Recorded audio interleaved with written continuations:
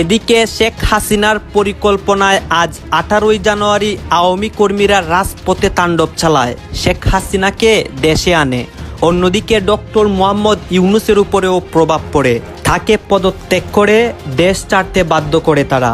এবার অন্তর্বর্তী সরকারের প্রধান ডক্টর ইউনূসের পদত্যাগ সহ বেশ কয়েকটি দাবিতে হরতাল করার নির্দেশ দিয়েছেন ক্ষমতাচ্যুত সাবেক প্রধানমন্ত্রী শেখ হাসিনা। আমাদের গ্রাম অঞ্চলে কিংবা আপনার সাধারণ মানুষের একটা কথা প্রচলিত আছে যে পোলাপানের প্রস্রাবে কখনো পিছলা খেতে নেই।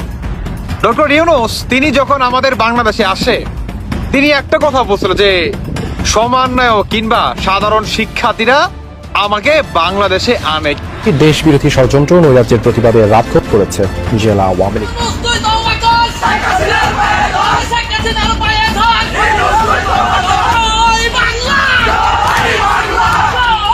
এইখানে আবার দেখা যাচ্ছে তারা কিন্তু একজনকে দুলাই করতেছে, আপনারা দেখতে পারবেন সর্বশেষ সমন্বয়ক এবং ডক্টর ইউনূসের কি হয় আপনারা দেখতে পারবেন। তারা কিন্তু রাজপথের মধ্যে রীতিমতো তাণ্ডব চালাচ্ছে।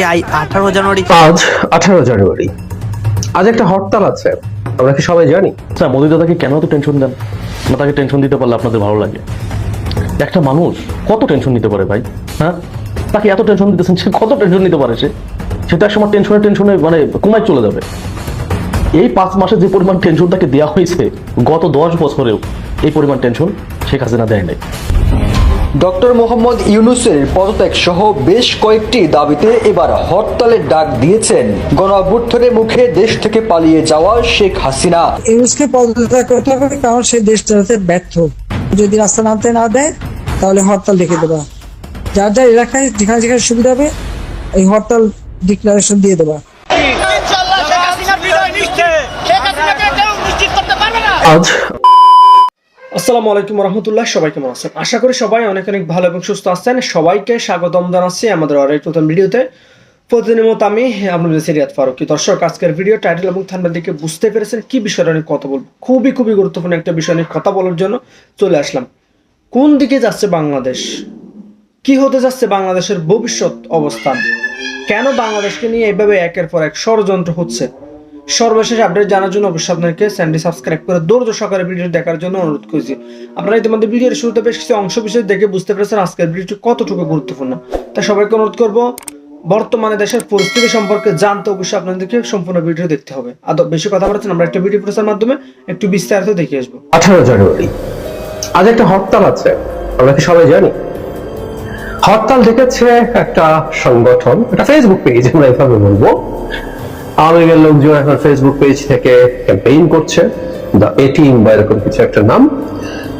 পেজটা ঢুকলাম এবং ঢুকে দেখলাম ওখানে এখন পর্যন্ত 74k ফলোয়ার্স, 63k লাইকস। আমি যখন ভিডিওটা করছি, মানে কথাটা এই জন্য বললাম যে আওয়ামী লীগের লোকজন ও পেজটাতে লাইক বা ফলো করছে না। অনেক বেশি দিন হয়ে গেছে তারা, তারপরও তাদের লক্ষ লক্ষ কোটি কোটি সমর্থক আছে, লোকজন আছে, তারাও এটা লাইক করছে না। কারণ এটা যে ধরনের প্রোপাগান্ডা তারা মাঠে আনতে চায় সেগুলো আনছে। ভারতীয় মিডিয়া যা করে একদম এটা একটা বাংলাদেশের লোকজন ভারতীয় ওই তৃতীয় শ্রেণীর মিডিয়াগুলো যা করে সেরকম একটা প্ল্যাটফর্ম। যাই হোক, সেখান থেকে হরতালের ডাক দেওয়া হয়েছে এবং একটা অডিও ক্লিপ আছে। আমি জানি না বাংলাদেশ সরকার তো না, সমস্ত আদালত আসলে এটা করেছেন। আমার কাছে একেবারে অপ্রয়োজনীয় একটা সিদ্ধান্ত মনে হয় যে শেখ হাসিনার বক্তব্য প্রচারের বিধিনিষেধ আছে, ফলে বাংলাদেশের মিডিয়াতে আমরা ঠিকঠাক মতো পাই না। তুমি একটা অডিও কল আছে, সেটা নিয়ে কথা বলবো, হরতাল নিয়ে কথা বলবো। তার আগে আরেকটা অডিও কল তার আমাদের সামনে এসছে, সেখানে তিনি 5 আগস্টে একটুর জন্য বেঁচে গেছেন। তিনি 21 আগস্টের কথা বললেন, তিনি কোটালীপাড়া কোথায় যাবে যে বোমা বাঁধা হয়েছিল সেটার কথা বললেন এবং 30-35 মিনিটের জন্য তিনি কোনো রকমে বেঁচে গেছেন। তাকে হত্যার পরিকল্পনা হয়েছিল। এটা সত্য। মবের সামনে যদি উনি পড়তেন, আমি বহুবার বলি যে কারো মৃত্যু এরকম মবের হাতে আমি কোনোভাবেই একসেপ্ট করি না, কিন্তু উনি আসলে কি অবস্থা হতো এটা বুঝতেই পারি। মানুষের সম্মিলিত ক্ষোভ, ক্রোধ কোন জায়গায় পৌঁছেছে তিনি নিশ্চয়ই বুঝতে পারেন, আমরাও বুঝতে পারি। গণভবনকে সবাই যা করেছে, শেখ মুজিবের স্ট্যাচুর উপরে সেই ক্ষোভগুলো শেষ পর্যন্ত মানুষ উগরে দিয়েছে, খুবই লজিক্যাল কারণে। কিন্তু ক্ষোভ উগরানো এবং ব্যক্তির উপর আক্রমণ, সেটা নিয়ে বিভিন্নতা আছে। যাই হোক, তিনি বেঁচেছেন এবং তিনি বলছেন, আল্লাহর নাম নিচ্ছেন। মানে মানুষের মুখে, মানে শেখ হাসিনার মুখে আল্লাহর নাম শুনছি এবং আল্লাহ রহমতে তিনি এবং তার বোন বেঁচে গেছেন এবং এবং তাকে বাঁচিয়ে রেখেছেন আল্লাহ, তাকে দিয়ে কিছু করাবেন বলে। এই হচ্ছে সেই অডিও কলে তিনি বলছেন। একটা মানুষ কতটা নির্লজ্জ হতে পারেন, মানে লিস্টটি এটা সরিয়ে রাখি যে আমরা তার মধ্যে কোনো অনুতাপ, অনুশোচনা, রিমোর্স আসবে আমরা মানলাম না, ঠিক আছে, কিন্তু তিনি আবার বলছেন। তবে এইটুকু আমি মনে করি আল্লাহ তাকে আসলে একটা বিশেষ কারণে বাঁচিয়ে রেখেছেন বলে আমিও মনে করি। সেটা হচ্ছে এই, তিনি যতদিন বেঁচে থাকবেন তার এই ক্ষমতা হারানোর, তার পালাতে বাধ্য হওয়ার এই যে স্মৃতি, এটা তাকে প্রতিদিন মৃত্যুর যন্ত্রণা উপহার দেয়। ইয়েস, আই মিন ইট। তার মতো মানুষ, একটা সাইকোপ্যাথ, আটারলি একটা হিউব্রিস সিনড্রোমে ভোগা মানুষ, তার কাছে আসলে মৃত্যুর চাইতে এটা ভয়ঙ্কর। তাকে জনরোষের মুখে লেজ গুটিয়ে পালাতে হয়েছে। এটা প্রতিটা দিন মৃত্যুর মতো। আল্লাহ তাকে বাঁচিয়ে রেখেছেন আসলে ওই কারণে মৃত্যুর চাইতে আরো তীব্রতম, ভয়ঙ্করতম কষ্টের মধ্য দিয়ে তাকে নিয়ে যাবেন। একটা মানুষ বাংলাদেশের সম্রাজ্ঞী ছিলেন, যা বলতেন, যা করতেন, যা চাইতেন সব হতো। চারপাশে সব তোষা মোদি করা লোকজন, চারপাশে সব মোসাহেব, হাত কচলানো লোকজন, মানে তার নিজকে একটা হুব্রিসে যেটা নিজকে গডের পর্যায়ের কিছু মনে হয়, সেই মানুষটার এই পতন, তাকে এখন ভারতে পালিয়ে থাকতে হয়, পালিয়ে আছেন, এবং সেটা নিয়ে এক ধরনের বন্দিত্ব। তুই চাইলেই অনেক কিছু করতে পারছেন না, মৃত্যুর চাইতে বেশি কিছু। যাই হোক, একটা সংগঠন, সেই সংগঠনটা আবার শেখ হাসিনার একটা অডিও ক্লিপ আসছে আরেকটা, সেটাতে তিনি বলছেন যে প্রতিবাদ করতে, এবং প্রতিবাদ যদি বাধা দেয়া হয়, বিভিন্ন ইস্যুতে প্রতিবাদ করতে বলেছেন। ওই হরতাল ডাকার মধ্যে সেই ইস্যুগুলো আছে। আমি আওয়ামী লীগের একটু ক্যাম্পেইন করে দিচ্ছি, সেটাই আসছি। তো ওখানে বলা হয়েছে এগুলোর মধ্যে যদি বাধা দেওয়া হয় তাহলে তাৎক্ষণিকভাবে হরতাল ডেকে দিতে হবে, এবং হরতাল ডেকে দেওয়ার জন্য 18 তারিখে হরতাল করতে পারো। মজার ব্যাপার হচ্ছে হরতাল 18 তারিখ শনিবার পড়ছে, বাংলাদেশে ছুটির দিনে সাধারণত হরতাল হয়। এছাড়া আবার একটা জাস্টিফিকেশন তৈরি করার চেষ্টা করা হচ্ছে কারো কারো, এবং দু একজন আওয়ামী সকল্ড সুশীল বুদ্ধিজীবী গর্ত থেকে মাথা তুলে আবার এটা হরতাল ডাকা শুরু হয়ে গেছে, এই সরকারের এবার খবর আছে। এই প্রসঙ্গে আগে একটা কথা একটু বলে রাখি, এই সরকার বা ভবিষ্যৎ যে কোনো সরকারের বিরুদ্ধে হরতাল ডাকা হতে পারে, এই সরকারের বিরুদ্ধে পায়, কোনো সমস্যার কিছু নাই।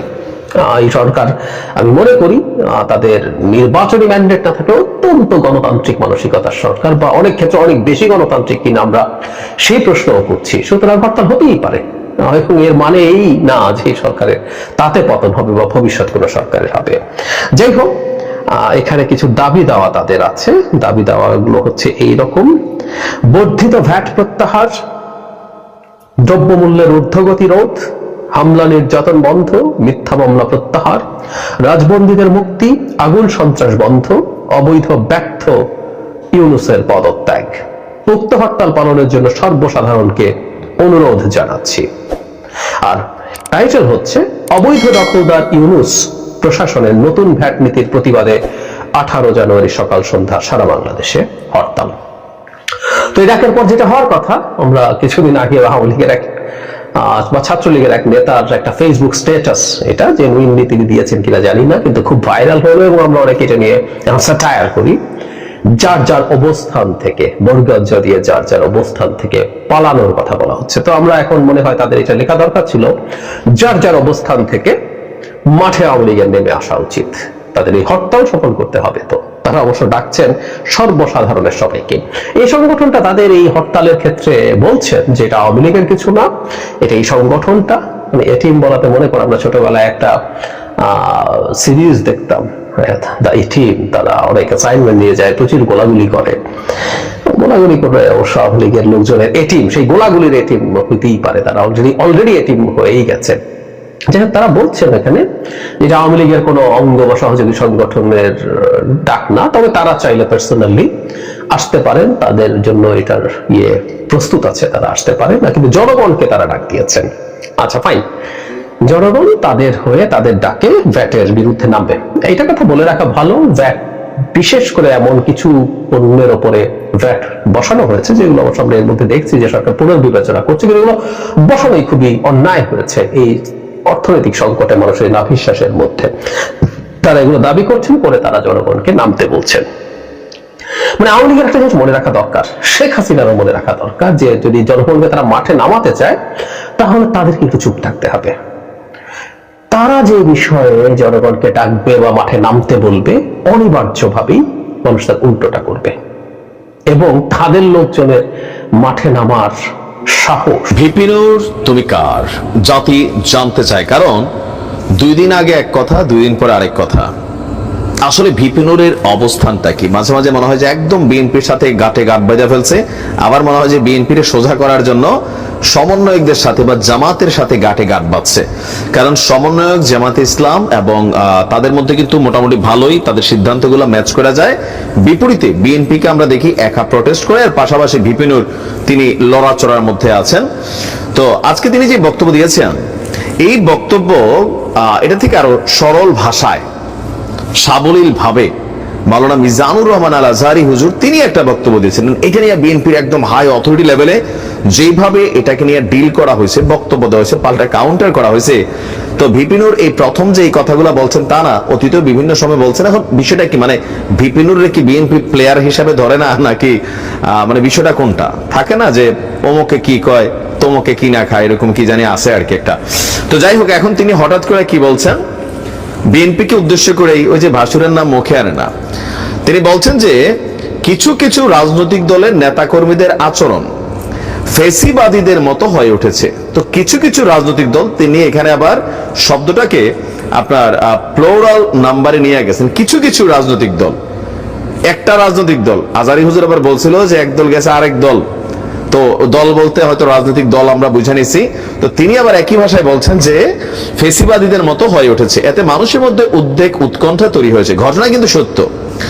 তো এরপরে আপনার তিনি বলছেন যে দেশের মানুষ আওয়ামী লীগের কবর রচনা করেছে, তারা রাজনীতি করার অধিকার হারিয়েছে, নতুন করে নির্বাচনে অংশগ্রহণের অধিকার আওয়ামী লীগের নাই।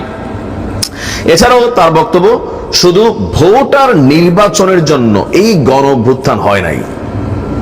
রাষ্ট্র পুনর্গঠন, রাষ্ট্র সংস্কার এবং রাষ্ট্র মেরামতের মাধ্যমে একটি গণতান্ত্রিক মানবিক জন আকাঙ্ক্ষার বাংলাদেশ বিনির্মাণের জায়গা থেকে এই গণ অভ্যুত্থান হয়েছে। কাজেই রাষ্ট্র সংস্কার অনিবার্য হয়ে উঠেছে। রাষ্ট্রকে ভালো করে সংস্কারের আগে আপনার নির্বাচনের ব্যাপারে আমরা হঠাৎ করে দেখলাম ভিপিনুর আবার অনীহা প্রকাশ করেছেন। তিনি মনে করছেন যে একটা নির্দিষ্ট মেয়াদকাল দেওয়া উচিত এই সরকারকে, যেমনটা গতকালকের যে ঘোষণাপত্র প্রক্লেমেশন অফ জুলাই, তো এটা নিয়ে বেশ কিছু বক্তব্য আমরা পরবর্তী সময় শুনলাম, বিএনপি সহ আরো বাকিরা বলল। তো সেখানে জামাতও সরকারকে সংস্কারের জন্য মোটামুটি একটা সময় তারা দিতে কিন্তু প্রস্তুত, বাট বিএনপি যত কিছুই হোক তারা চাচ্ছে এই বছরের মধ্যেই নির্বাচন দিয়ে দেওয়া উচিত। আর এটা নিয়ে আপনারা জানেন যে সার্জিসের একটা বক্তব্য খুবই ভাইরাল অবস্থানে আছে, আর জামাতের বক্তব্যগুলো তারা একটা ওয়েতে বলা হচ্ছে আর কি। এর বিপরীতে আছে বিএনপি। তো গেল কয়েকদিন যাবত আমরা দেখছিলাম সংবিধান ইস্যুতে, তারপর হচ্ছে এই আন্দোলনের ক্রেডিট ইস্যুতে, আরো বিভিন্ন ইস্যুতে আমরা দেখছিলাম যে একটু বিভাজন তৈরি হয়েছিল সমন্বয়কদের সাথে। তো ঘুরাফিরা এই সার্জিসরা, এই হাসনাতরা কিন্তু একসময় ভিপিনুরের শিষ্য। তো আবার তারা মোটামুটি একটা টিম হিসাবেই বক্তব্য দিচ্ছে। এখন হতে পারে বিএনপির সাথে বিভিন্ন জায়গায় তাদের মধ্যে বিভেদ তৈরি হচ্ছে। গণ অধিকার পরিষদের যারা আছেন তাদের বিভিন্ন কর্মকাণ্ড তাদের বিভিন্ন জায়গায় তারা করার চেষ্টা করছেন। তো মাঝে মাঝে ভিপিনুরে আমরা বলতেও শুনছি যে অনেক জায়গায় তাদের নেতাকর্মীরা যে কোনো একটা প্রোগ্রাম করতে গেলে সেখানে বাধার সম্মুখীন হচ্ছেন অনেক দলের, যার কারণে আবার আমরা বিএনপি থেকে দেখছি একটা মানে আসন বিন্যাসের মতনই বলা হয়েছে যে ওই এলাকায় নির্বাচনী কর্মকাণ্ড চালাইতে লোকাল যারা নেতা আছেন তারা যেন গণ অধিকার পরিষদকে সহযোগিতাও করে। তো সবকিছু মিলিয়ে বাংলাদেশের রাজনীতির যে একটা ক্যালকুলেশন, কখন যে কে কার দিকে মুভমেন্ট করে আসলে এটা বোঝা কিন্তু অনেকটা কষ্টকর। তবে এই খেলায় এই দৌড়ে সবচেয়ে বেশি এগিয়ে আছে ভিপিনুরের দলের যারা নেতা কর্মীরা আছেন তারা। আচ্ছা, মোদী দাদাকে কেন এত টেনশন দেন? না তাকে টেনশন দিতে পারলে আপনাদের ভালো লাগে? একটা মানুষ কত টেনশন নিতে পারে ভাই? হ্যাঁ, তাকে এত টেনশন দিতেছেন, সে কত টেনশন নিতে পারে? সে তো একসময় টেনশনে মানে কুমায় চলে যাবে। এই 5 মাসে যে পরিমাণ টেনশন তাকে দেওয়া হয়েছে, গত 10 বছরেও এই পরিমাণ টেনশন শেখ হাসিনা দেয় নাই। শেখ হাসিনা শুধু সুযোগ সুবিধা দিছে, টেনশন তো দেয় নাই। আমি জানি যে আপনাদের একটু ইন্ডিয়াকে টেনশন দিতে পারলে ভালো লাগে, এই ভালো লাগার কাতারে আমিও একজন, আমারও ভালো লাগে। দাদা বাবুদের টেনশন মানে আমাদের একটু শান্তি। হ্যাঁ, যত টেনশনে রাখা যাবে ততই আমাদের শান্তি বাড়বে। আমরা ইন্ডিয়াতে যাচ্ছি না চিকিৎসা নিতে, কলকাতার ব্যবসায়ীরা কান্নাকাটি শুরু করছে, চিনি দূষিত এই বলে আমরা চিনি আনতেছি না, পেঁয়াজ আলু পচে যাচ্ছে। এই পর্যন্ত থাকলে একটা জিনিস ছিল, সিস্টেমে ছিল। এখন ভাই কি দরকার আছে যুদ্ধ বিমান কেনা? তা পাকিস্তানের কাছ থেকে। আমাদের এতটুকু একটা দেশ, আমরা কার সাথে যুদ্ধ করব? ইন্ডিয়ার সাথে? যে ইন্ডিয়া কিনা আমাদেরকে অঙ্গরাজ্য মনে করে, আর আমরাই কিনা ইন্ডিয়ার সাথে যুদ্ধ করার জন্য যুদ্ধ বিমান কিনতেছি, মানে অনেক কিছুই মানে আনতেছি আর কি পৃথিবীর বিভিন্ন দেশ থেকে। আমরা ইন্ডিয়ার কাছে যুদ্ধ বিমান নিতাম, একটা ইউজ করা যুদ্ধ বিমান। শেখ হাসিনা গত 15.5 বছর যেগুলা করছে, ইন্ডিয়ার ইউজ করা অস্ত্র আমাদের দেশে বিক্রি করছে ইন্ডিয়া। টেনশনটা কোথায় এখনো বোঝেন নাই?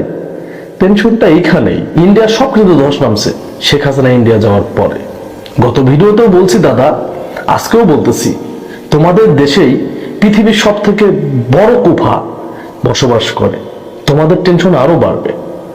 তোমাদের দেশ থেকে তাকে বিতাড়িত করো, তা না হলে টেনশন শেষ হবে না, আর মোদি দাদার ঘুম ঠিক মতো হবে না। কুফা কখনো শান্তি বয়ে আনতে পারে না।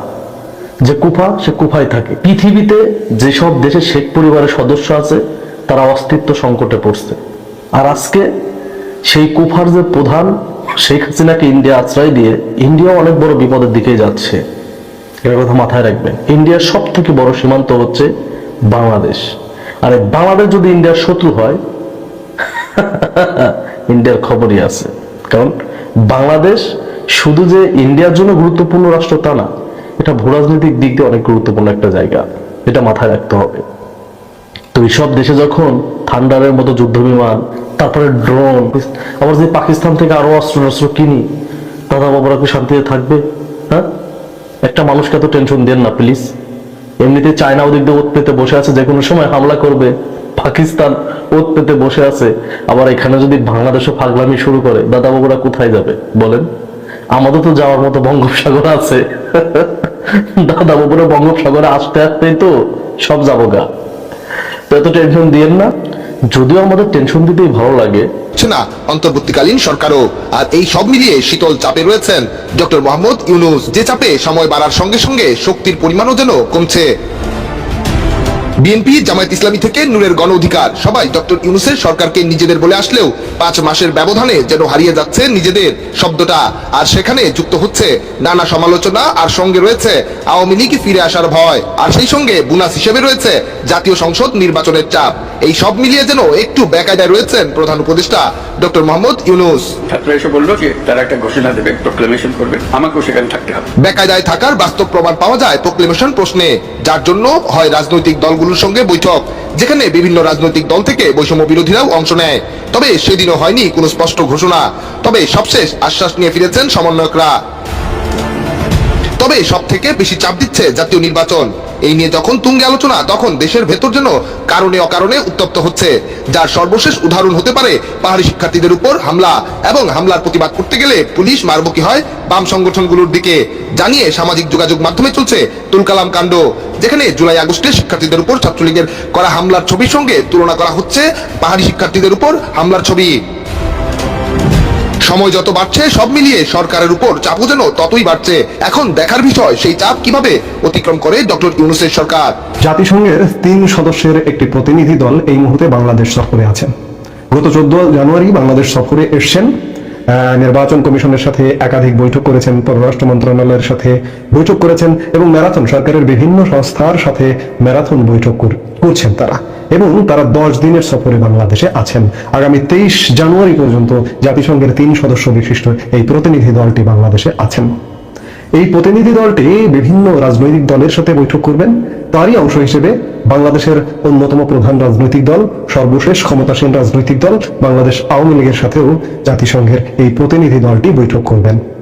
এই বৈঠকটি কেন? যখন বাংলাদেশে আওয়ামী লীগ বয়কট, আওয়ামী লীগ বর্জন এমন ধোঁয়া তুলছে বর্তমান দখলদার ইউনূস সরকার এবং ছাত্র সমন্বয়ক, যে জাতিসংঘের প্রতিনিধি দল বাংলাদেশ আওয়ামী লীগের সাথে বৈঠক করবেন। এখনো বৈঠকের দিনক্ষণ সময় জানা যায়নি, বা বৈঠকে কারা অংশ নেবে সেটিও জানা যায়নি, কিন্তু বৈঠক করবার আগ্রহ প্রকাশ করেছেন। এটি আসলে কি বার্তা দেয়? এটি দুর্দান্ত একটি বার্তা দেয়, কারণ আওয়ামী লীগ আসলে মানসিকভাবে ফিরেছে। 5 আগস্ট পরবর্তী সময়ে যে পরিবেশ পরিস্থিতি ছিল, বাংলাদেশের জনগণের মধ্যে যে পরিবেশ পরিস্থিতি ছিল, বাংলাদেশের মানুষের মধ্যে যে পরিবেশ পরিস্থিতি ছিল, এমনকি আওয়ামী লীগ নেতাকর্মীর মধ্যেও যে মন মানসিকতা ছিল, সেই মন মানসিকতা থেকে এখন কিন্তু যথেষ্ট আত্মবিশ্বাসের সাথে মানসিকভাবে আওয়ামী লীগের নেতা কর্মী যে যেখানে আছে তারা কিন্তু ফিরেছে। এই জায়গায় এই পর্যায়ে এসে জাতিসংঘ আওয়ামী লীগের সাথে বৈঠক করতে চাইছে। এটি কি তাহলে আন্তর্জাতিকভাবে জাতিসংঘকে আওয়ামী লীগকে পুনর্বাসন করবার এটি প্রথম প্রচেষ্টা? আমি কিন্তু এটিকে সেভাবেই দেখছি, কারণ সারা বিশ্ব, ভারত বলুন, মার্কিন যুক্তরাষ্ট্র বলুন, যুক্তরাজ্য বলুন, রাশিয়া বলুন, চীন বলুন, প্রত্যেকেই কিন্তু বাংলাদেশ আওয়ামী লীগকে বাদ দিয়ে চিন্তা করতে পারে না, বা বাংলাদেশের রাজনীতি বা বাংলাদেশের সাথে সম্পর্কের ক্ষেত্রে চিন্তা করতে পারে না। তো সেই জায়গায় জাতিসংঘ আওয়ামী লীগের সাথে বৈঠক করবে, এটি যথেষ্ট ইতিবাচক। যেখানে ইউনূস সরকার, বর্জন, বয়কট এবং তাদের সাঙ্গপাঙ্গরা বলছে, এমনকি এই যে গতকালকে হাসনাত আব্দুল্লাহ, এই যে মুক্তিযুদ্ধ বিরোধী ছাত্র সমন্বয়ক দলের যে আহ্বায়ক, তিনি বললেন কি যে হয় আওয়ামী লীগ থাকবে না হয়তো আমরা থাকবো, তোমরা 2 দিনের বৈরাগী ভাতে রেখো অন্য। ব্যাপারটা এমন হয়ে দাঁড়াইছে। আওয়ামী লীগ কত পুরনো একটি দল, 75 বছরের পুরনো একটি দল, সেই দল থাকবে আর না হয়তো তোমরা থাকবা। 2 দিনের ইতিহাস, 2 দিনের ঘৃণ্য ইতিহাস। আর আওয়ামী লীগ কি ঠুনকো? আওয়ামী লীগ কি হঠাৎ গজিয়ে উঠেছে? 75 বছরের প্রতি পরতে পরতে আওয়ামী লীগের ঐতিহ্য আছে, ইতিহাস আছে। আওয়ামী লীগের যে 75 বছরের ইতিবাচক ইতিহাস, সেই ইতিহাস 2 দিনের বৈরাগীকে এক হাসনাত আব্দুল্লাহর কথায় মুছে যাবে না যে আওয়ামী লীগ থাকবে অথবা আমরা থাকবো। তোমাদের দরকার নেই, তোমাদের এই বাংলাদেশের জন্য কোনো অবদান নেই, সেই জায়গায় তোমাদের দরকার নেই। আমি যেটি বলছি যে জাতিসংঘের সাথে বৈঠকের মাধ্যমে আওয়ামী লীগ পুনর্বাসিত হবে বলে আমরা প্রত্যাশা করবো, বা প্রত্যাশা করতেই পারি। কারণ কোনো রাষ্ট্র সরাসরি না এসে একটি সংস্থা, আন্তর্জাতিক সংস্থা, রাষ্ট্রসংঘ, সেই রাষ্ট্রসংঘের মাধ্যমে প্রথম বৈঠক, না ভারতের সাথে, না মার্কিন যুক্তরাষ্ট্রের সাথে, বা না অন্য কোনো দেশের সাথে, সেই বৈঠকটি অবশ্যই ইতিবাচক এবং আওয়ামী লীগ নেতাকর্মীদের জন্য এটি একটি ইতিবাচক বার্তা দেবে। কিন্তু আর আমি বলবো যে যে দেশগুলো চাইছে যে আওয়ামী লীগ পুনর্বাসিত হোক, রাজনীতিতে ফিরুক, তাদেরও এটি একটি কৌশল। রাষ্ট্রসংঘ আওয়ামী লীগের সাথে বৈঠক করুক প্রথম। আর এই যে রাষ্ট্রসংঘ বা জাতিসংঘ কার কথায় চলবে? মোহাম্মদ ইউনূসের কথায় চলবে? মোহাম্মদ ইউনূস আওয়ামী লীগকে বাদ করে দেবে, বানচাল করে দেবে, কিন্তু জাতিসংঘ তো বাদ করে দেবে না, কিংবা মার্কিন যুক্তরাষ্ট্র তো বাদ করে দেবে না। আমি বলবো যে মার্কিন যুক্তরাষ্ট্রের জাতিসংঘে সবচেয়ে বড় প্রভাব রাখা একটি দেশ, কারণ মার্কিন যুক্তরাষ্ট্রের পয়সায় কিন্তু জাতিসংঘ চলে। জাতিসংঘের সনদ অনুযায়ী 22% বাজেট মার্কিন যুক্তরাষ্ট্র দেয়। জাতিসংঘ শান্তি মিশনে 28.5% বাজেট মার্কিন যুক্তরাষ্ট্র দেয়। তো সেই মার্কিন যুক্তরাষ্ট্রের কথা শুনবে না, আমার কথা ইউনূসের কথা শুনবে না। কাজেই আওয়ামী লীগের সঙ্গে যে জাতিসংঘের বৈঠক হতে যাচ্ছে, এটি নিঃসন্দেহে ইতিবাচক, এবং আওয়ামী লীগ রাজনীতিতে ফেরার এটি হোক প্রথম পদক্ষেপ। প্রবাসী ভাই বোনেরা বাংলাদেশের অর্থনীতির জন্য ব্যাপক ভূমিকা রাখে। বলতে গেলে বাংলাদেশের অর্থনীতির মেরুদণ্ড তারাই। তারা বাংলাদেশের রিজার্ভ বৃদ্ধিতে অসীম ভূমিকা রাখে, এবং বাংলাদেশকে আরো উন্নয়ন থেকে উন্নতর করার জন্য তাদের ভূমিকা মানে এইভাবে বলে শেষ করা যাবে না। এই 24-এর আন্দোলনেও আমাদের প্রবাসী ভাই বোনদের অনেক অবদান আছে, অনেক ভূমিকা আছে। তারা অনেকগুলো সিদ্ধান্ত নিয়েছিল, যার পরিপ্রেক্ষিতে 24-এর আন্দোলন আরো অনেক বেগবান হয়েছে অতি অল্প সময়। তাদেরকে যে আশা দেওয়া হয়েছিল, আশ্বাস দেওয়া হয়েছিল, বিশ্বাস দেওয়া হয়েছিল, তারা সেটা আজ পাচ্ছে না। যেটা আমরা জীবনে দেখি নাই, অতীতের সরকারের আমলে যে বিষয়গুলো, যে কাজগুলো হয় নাই, সেই কাজগুলো এখন হইতেছে। এয়ারপোর্টে প্রবাসী ভাই বোনদেরকে মেরে রক্তাক্ত করা হইতেছে, এবং তাদের কাছ থেকে জরিমানা আদায় করা হইতেছে, তাদেরই ক্ষমা চাইতে হইতেছে, এবং তাদেরকে আরো মানে সুযোগ সুবিধা দেওয়ার পরিপ্রেক্ষিতে বিপরীতে তাদের উপর আবার নতুন করে আবগারি শুল্ক, যে বিমানের টিকিট, সেখানে আরো আবগারি শুল্ক বৃদ্ধি করা হইতেছে। সেই আওয়ামী লীগ সরকারের আমলে প্রবাসী ভাই বোনদের রেমিটেন্সের উপর 2.5% প্রণোদনা দিছিল। এখন সেটা আছে কি নাই সেটাও জানি না। একজন উপদেষ্টার মুখে অবশ্য শুনছিলাম যে প্রণোদনার কোনো দরকার নাই। তাহলে কি হলো? আমাদের প্রবাসী ভাই বোনেরা কি প্রতারণার শিকার হলো? বর্তমান সরকার কি তাদের থেকে মুখ সরে নিল? আমি একটু এই আবগারি শুল্কের বিষয়টা আপনাদেরকে পড়ে শোনাই। আকাশপথে ভ্রমণের কর দেশের অভ্যন্তরে আগে ছিল 500 টাকা, এখন হচ্ছে 700 টাকা, 200 টাকা বৃদ্ধি করছে। দেশের অভ্যন্তরে বলতে আপনি ধরেন ঢাকা থেকে বগুড়া গেলেন বা ঢাকা থেকে সিলেট যেতেছেন বিমানে করে, সেখানে আবগারি কর সেটা আগে 500 ছিল, এখন 200 টাকা বেড়ে 700 টাকা করছে। সার্বভৌম দেশগুলো সেখানে আগে ছিল 500 টাকা, এখন হচ্ছে 1000 টাকা, ডবল হয়ে গেছে। এশিয়া মহাদেশের যে বিভিন্ন দেশ আছে, সে দেশে আগে আবগারি কর ছিল 2000 টাকা, এখন 500 টাকা বৃদ্ধি করে 2500 টাকা করা হয়েছে। আমেরিকা সহ অন্য দেশ আগে ছিল 3000 টাকা, এখন 4000 টাকা, 1000 টাকা বৃদ্ধি করা হয়েছে। মানে সার্কভুক্ত দেশ বাদে আমেরিকার যে দেশগুলো, সেই দেশে আমেরিকা সহ অন্য দেশগুলোতে আপনি 3000 টাকা আগে আবগারের সুদ দিচ্ছেন, এখন 4000 টাকা দিতে হবে। তাহলে আমরা বারবার শুনেছিলাম 5ই আগস্টের পর থেকে যে প্রবাসীদের জন্য এই করবে সেই করবে, প্রবাসীরা অনেক খুশি হলো, দেশের সাধারণ মানুষও খুশি হলো তাদের জন্য। আমরা অতীতে নানান কথা শুনছি, অতীতের সরকার আমলে যে প্রবাসীরা তাদের ন্যায্য সম্মান পায় না, এয়ারপোর্টে হেনস্থার শিকার হয়, নানান ধরনের আমরা কথা শুনছি। কিন্তু এই 24-এর আন্দোলনে প্রবাসীদের ভূমিকা এবং এই বর্তমান অন্তর্বর্তী সরকার আসার পরে প্রবাসীদের যে আশ্বাস দিয়েছিল, আমরা আশ্বস্ত হয়েছিলাম দেশের মানুষ যে হ্যাঁ, প্রবাসীরা হয়তোবা এবার একটু ভালো পর্যায়ে যাবে, তাদের প্রাপ্য সম্মানটা পাবে। তারা প্রাপ্য সম্মান পাচ্ছে তো, এয়ারপোর্টে রক্তাক্ত হচ্ছে, আবার মাপ ক্ষমা চাইতে হচ্ছে, আবার জরিমানা দিতে হইতেছে, করও বৃদ্ধি করছে তাদের উপর। মানে কেমন হলো না যে তোমাকে আশ্বাস দিলাম, ভরসা দিলাম, পরিশেষে মানে আরো নিম্নগামী করলাম। এটাই তো আমি মানে এই বিষয় নিয়ে বেশি কথা বলারও ইচ্ছে থাকে না। আপনি যখন একটা মানুষকে বা একটা গোষ্ঠীকে আস্থা দিবেন, মানে একটু আশা দিবেন যে এই করবো সে করবো, সেটা পূরণ না হলে আলাদা বিষয়। কিন্তু যদি হিতে বিপরীত হয়, যে আপনি বললেন যে আপনাদের এই সুবিধা হবে, আপনারা প্রাপ্য সম্মান পাবেন, আপনাদেরকে ছাড় বলা হবে, আপনারা রেমিটেন্স যোদ্ধা, তার বিপরীত হইতেছে। এয়ারপোর্টে তাদেরকে মারধর করার রক্তাক্ত ঘটনা ঘটতেছে, তাদের উপর কর আরোপ করা হইতেছে আরো বেশি, 500 থেকে 1000, 500 থেকে 700, 3000 থেকে 4000। কি আমি কয়েকজনের মন্তব্য করে ভিডিওটা শেষ করব। এমডি মাহবুব লিখেছেন, ভাই আমাদের দেশের সরকার প্রবাসীদের জন্য 2টা জিনিস রাখছে, একটা হাতে হেরিকেন আর একটা বাস। এটা মানুষের ক্ষোভের বহিঃপ্রকাশ। চাইলাম কি আর হইল কি। লুৎফর রহমান লিখেছেন, এই সরকার সব জিনিসের দাম বাড়াচ্ছে, আরো বাড়বে, এটাই আমাদের বাংলাদেশ। মানুষের বিশ্বাসটা কোন দিকে যাচ্ছে। মির্জা আলী তিনি লিখেছেন, আলহামদুলিল্লাহ আন্দোলনের লাল স্বাধীনতা। আপনার মতামত অবশ্যই কমেন্টে জানাবেন। ইতিমধ্যে আওয়ামী লীগ আরো ভয়ঙ্কর ভাবে ফিরে আসার ঘোষণা দিয়েছে, আপনারা জানেন। এবং তারই ধারাবাহিকতায় আজকে বিবিসি বাংলায় বাহাউদ্দিন নাসিম, সন্ত্রাসী বাহাউদ্দিন নাসিম, মানুষ খুনি বাহাউদ্দিন নাসিম বিবিসি বাংলায় বলছে যে ইউনূস সরকারের পতনের দাবিতে, বর্তমান এই সরকারের পতনের দাবিতে, এই সরকার নাকি অগণতান্ত্রিক, এই সরকার নাকি হচ্ছে ফ্যাসিস্ট, ইউনূস সরকারের পতনের দাবিতে সামনে হরতালের মতো কঠোর কর্মসূচির ইচ্ছা আওয়ামী লীগ।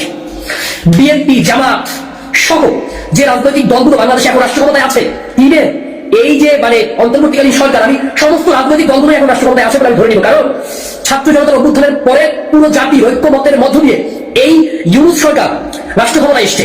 সুতরাং আমি ধরে নিচ্ছি সমস্ত বাংলাদেশের মানুষই দেখেছে। এখন এই মুহূর্তে হাসিনার পতিত আওয়ামী লীগ, পতিত স্বৈরাচার আওয়ামী লীগ, তারা ঘোষণা দিচ্ছে যে আগামীতে এই ইউনূস সরকারের পতনের দাবিতে তারা ঐক্যবদ্ধভাবে বাংলাদেশের 64 জেলায় একসাথে হরতালের মতো কর্মসূচি পালন করবে। আওয়ামী লীগের হরতাল মানে কি আপনারা জানেন, বছরের পর বছর আপনারা হরতাল দেখেছেন আওয়ামী লীগের। তাহলে এই হরতালকে প্রতিরোধ করার জন্য, আওয়ামী লীগের এই খুনিদেরকে, ফ্যাসিস্ট আওয়ামী লীগকে এই বাংলাদেশের জমিনে ফিরে আসতে না দেওয়ার জন্য বাংলাদেশের ক্রিয়াশীল যে রাজনৈতিক দলগুলো আছে, বিএনপি, জামাত, গণ অধিকার পরিষদ, মান্না সাহেবের দল, সাকি সাহেবের দল, এরপরে এই যে ছাত্র, শ্রমিক, জনতা, ছাত্রদের যারা আছে, বৈষম্য ছাত্র আন্দোলন, নাগরিক কমিটি, প্রত্যেকে এদের প্রস্তুতি কতটুকু আছে যে আওয়ামী লীগকে ব্যাক করতে যাচ্ছে, হরতাল দিতে যাচ্ছে, এই সরকারের পতন ঘটাতে চাচ্ছে। তাহলে তাদের পরিস্থিতি ইতিমধ্যে আওয়ামী লীগের বিভিন্ন জায়গায় নেতারা, এম আরাফাত, এরপরে হচ্ছে ওই যে নিজুম মজুমদার, তারা বলছে বিচার তো দূরের কথা, অনেকের লাশও খুঁজে পাওয়া যাবে না। তাহলে এই সমস্ত বিষয়ে বর্তমান রাজনৈতিক দলগুলো আসলে তাদের ঐক্যমতের জায়গাটা কতটুকু, তারা তাদের ঐক্যের জায়গায় কতটুকু পৌঁছতে পারছে, তারা কতটুকু তাদের জায়গায় তারা এখন ঐক্যমত আছে। এখন তারা যদি বিচ্ছিন্নভাবে থাকে, তারা যদি ঐক্য গড়ে না তুলে, অদূর ভবিষ্যতে এই প্রকৃত ফ্যাসিস্ট স্বৈরাচার এই খুনি হাসিনা আওয়ামী লীগ ব্যাক করলে এই বিএনপির পরিস্থিতি কি হবে, এই জামাতের পরিস্থিতি কি হবে, এই ছাত্র জনতার পরিস্থিতি কি হবে, এই গণ অভ্যুত্থানে যারা অংশগ্রহণ করেছে তাদের অবস্থা কি হবে ভেবে দেখেছেন? আসুন দল মত নির্বিশেষে প্রকৃত আওয়ামী লীগ, ফ্যাসিস্ট খুনি হাসিনা আওয়ামী লীগকে প্রতিহত করার জন্য সমস্ত রাজনৈতিক দলগুলো জাতীয় ঐক্য গড়ে তুলবে এবং অন্তর্বর্তীকালীন সরকারি ডক্টর ইউনূসের নেতৃত্বে পুরো জাতিকে ঐক্যবদ্ধ করবে, জুলাইয়ের প্রোক্লামেশন ঘোষণা করবে এবং কিভাবে পুরো জাতিকে ঐক্যবদ্ধ করে একই সুতায় বেঁধে রাখা যায় তার জন্য কাজ করবে। এই প্রত্যাশা রেখে শেষ করছি, বাহাউদ্দিন নাসিমের স্বপ্ন, হাসিনার স্বপ্ন যে তারা চট করে ঢুকে পড়বে, আমরা খপ করে ধরে তাদেরকে জেলের মধ্যে ঢুকানোর জন্য আমরা প্রস্তুতি নিই এবং আমরা ঐক্যবদ্ধ থাকি। মানবাধিকার লঙ্ঘন বন্ধে বাংলাদেশে স্থায়ী সংস্কার প্রয়োজন, HRW। দর্শক, হিউম্যান রাইটস ওয়াচ তার যে প্রতিবেদন, সেই প্রতিবেদনে এই আহ্বান জানিয়েছে। কেন, কোন প্রেক্ষাপটে? তারা বলছে যে শেখ হাসিনার সময় ব্যাপক মানবাধিকার লঙ্ঘন হয়েছে। আবার ইউনূস সরকার যাতে নানা ক্ষেত্রে সংস্কার করছে, সেই সংস্কারের ক্ষেত্রে যাতে বাংলাদেশের নির্যাতন বন্ধ হয় স্থায়ীভাবে, তার জন্য একটা স্থায়ী সংস্কার, উপযুক্ত সংস্কার তারা চেয়েছে। এখানে বলা হচ্ছে বাংলাদেশে নোবেলজয়ী অধ্যাপক মোহাম্মদ ইউনূসের নেতৃত্বাধীন অন্তর্বর্তী সরকার সাবেক কর্তৃত্ববাদী প্রধানমন্ত্রী শেখ হাসিনার আমলের গুমের ঘটনা তদন্তে একটি কমিশন গঠন করেছে। পাশাপাশি তার আমলে মানবাধিকার লঙ্ঘনের সংস্কার ও জবাবদিহির প্রতিশ্রুতি দিয়েছে। কিন্তু নির্যাতন বন্ধে বাংলাদেশে স্থায়ী সংস্কার প্রয়োজন, ব্যাপক প্রাতিষ্ঠানিক সংস্কার এবং আন্তর্জাতিক।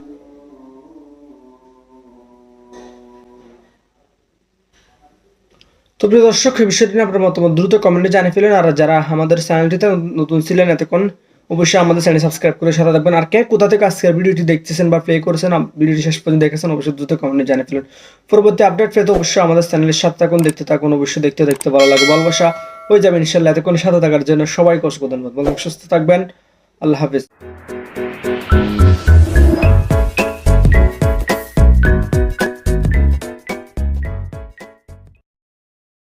শেখ হাসিনা ও জয়ের ডলার পাচারের অভিযোগ অনেকটাই সত্য বলছেন দুদক চেয়ারম্যান।